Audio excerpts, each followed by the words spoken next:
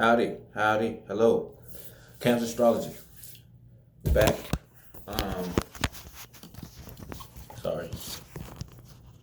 I'm redoing the moon in the first house in Taurus. Let's see. Moon in the first house in Taurus. I'm redoing it because the quality sucked. I'll be straight up. It sucked. Like I was moving the camera and everything. So that y'all deserve better than that. So this is if you have moon in the first house and in Taurus. Um, First thing is a peace of mind I like to talk about because I've mentioned it in one of my other videos, my moon videos, that I'm going to be bringing a lot of theories that I've been thinking about, and I want to share with you guys in these videos, and I want you to test them out, see if they're true. Like we grow together, right? That's one of them. Like peace of mind. I that's my theory with the moon. I mean, of course, with the fourth house too. Like the it's a quote I came up with that the fourth house is the seat of peace of mind, the home. That's where it's supposed to be at. But so if that's the case, it also you can find it in the moon, wherever house the moon is at. Try it out. And in this case, peace of mind comes through when you are self-aware. The more self-awareness you have, the more self-awareness you develop, the more at peace you are.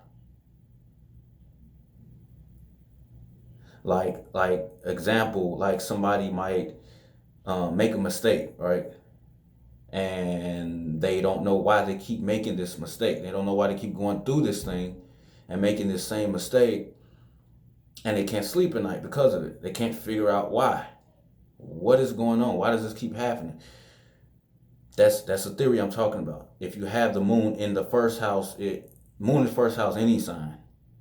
But yeah, so that's the more self-awareness you have, the more you develop it, the more you can, for example, sleep at night, the more at peace you are, the more first house things you develop, the more you develop your first house, the more at peace you are, the more personality you develop, meaning like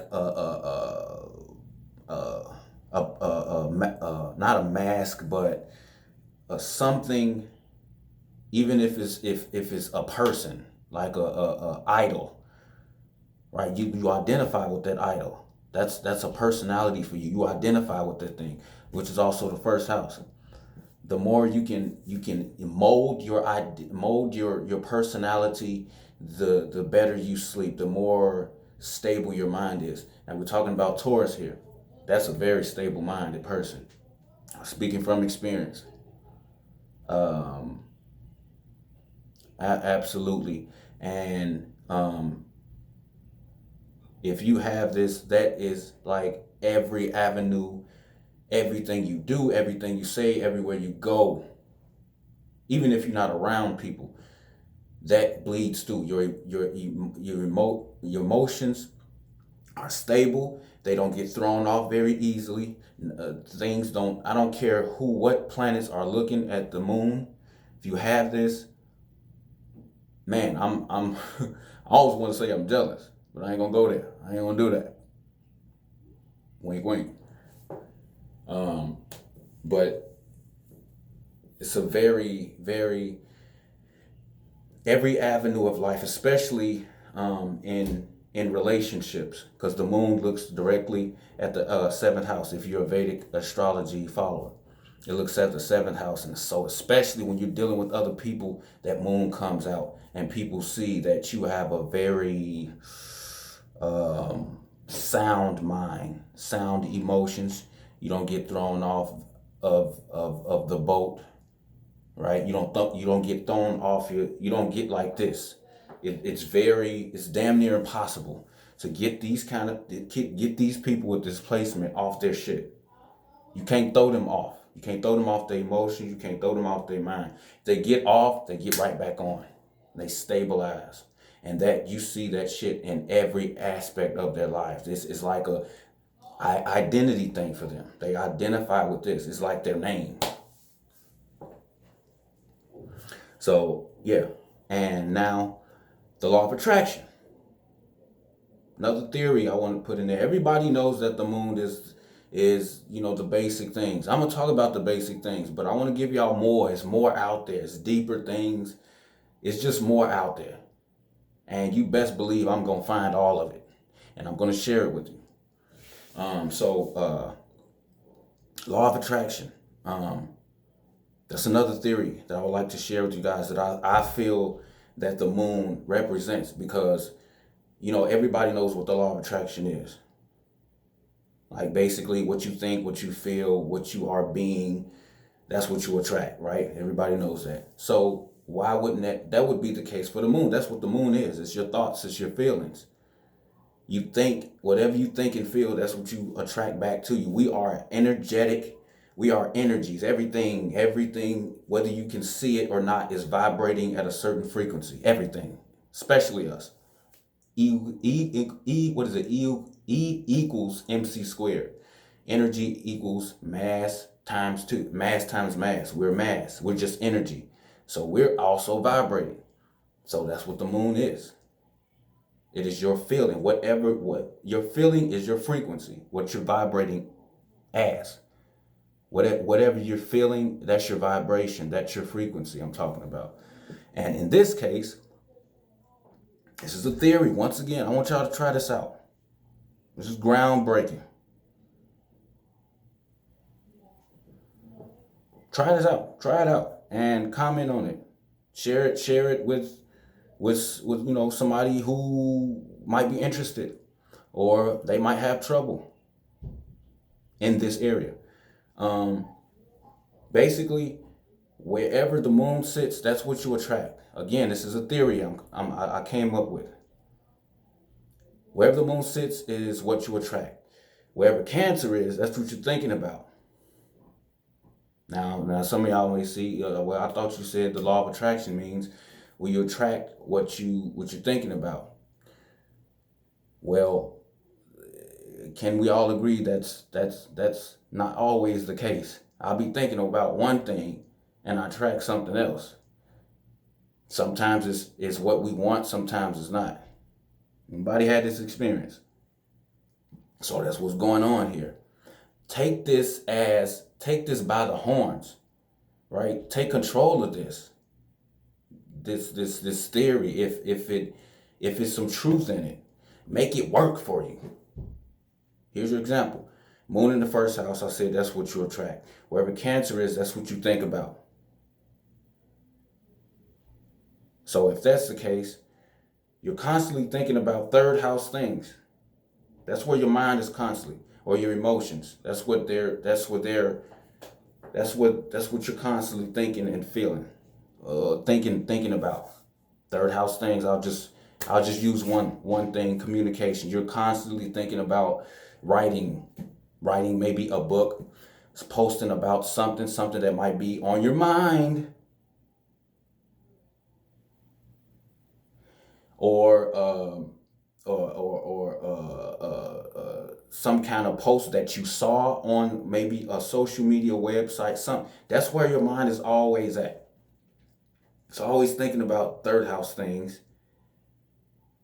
Yet from that you attract first house things, which is let's just use you can use either personality or self-awareness.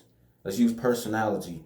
Okay, so if I said you think about third house things, you think about communicating all the time, but you attract personality from those thoughts.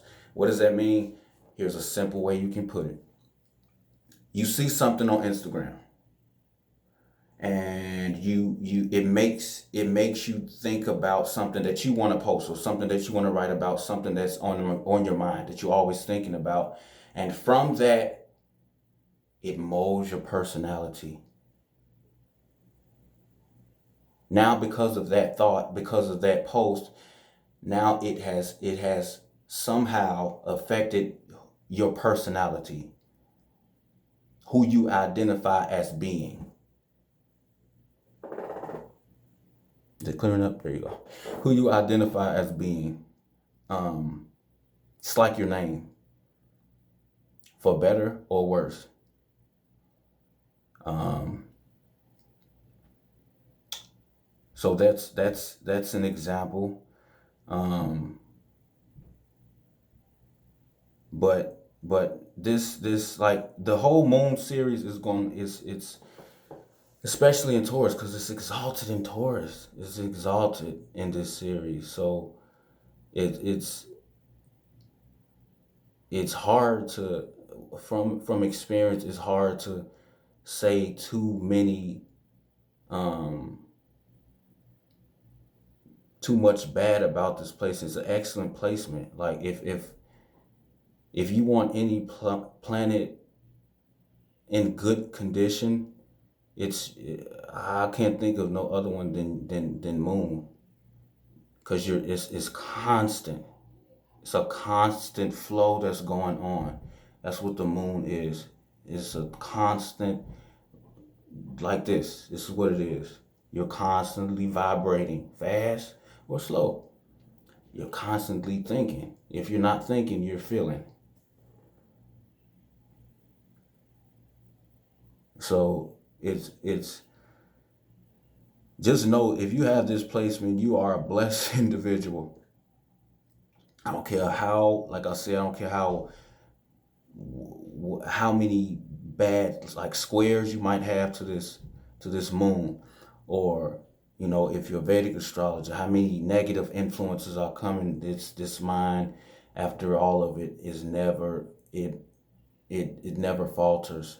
Like, it never lets anything or anybody, any outside influences, change it for the worse. It's always stable.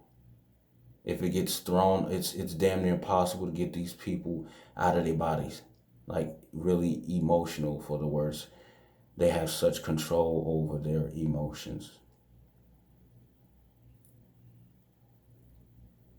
One thing, a bad thing I could say is, try not to cast that on the other people, and look down on them, because you've been blessed with this stable mind and stable emotions. All right. So I hope this helped. Um, Especially really try those theories. Let me know what y'all think. If y'all try these theories, please let me know what y'all think. What your experiences are, or if you ever had any experiences. Peace.